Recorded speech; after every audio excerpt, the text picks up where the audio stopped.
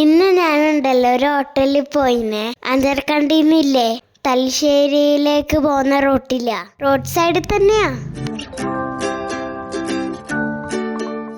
ഈ ഹോട്ടലിന്റെ പേരെന്താന്നറിയാ? ജനത ഹോട്ടൽ. പണ്ടേ ഉള്ള ഹോട്ടലാന്ന് തോന്നുന്നല്ലേ. കാണുമ്പോ കടലയും ചെറുപയറും കപ്പയും എല്ലാം ഉണ്ടാക്കിയ കറിയില് നല്ല ഓമപ്പൊടിയില്ലേ, അത് മിക്സ് ആക്കി. അതാ ഞാൻ വാങ്ങിയേ. ഓമപ്പൊടി നല്ല ക്രിസ്പിന്ന് തന്നെ, ഒന്നും പറയാനില്ല. നല്ല ടേസ്റ്റ് ഉണ്ടായിന് കേട്ടാ.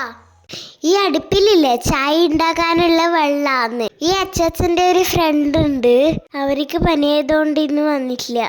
അതുകൊണ്ട് ഇന്ന് അച്ചാച്ചൻ ഇന്ന് എല്ലാ ജോലിയും ചെയ്യുന്നേ. എന്നാ പേരെന്നറിയാ? വിനോദൻ അച്ചാച്ചൻ.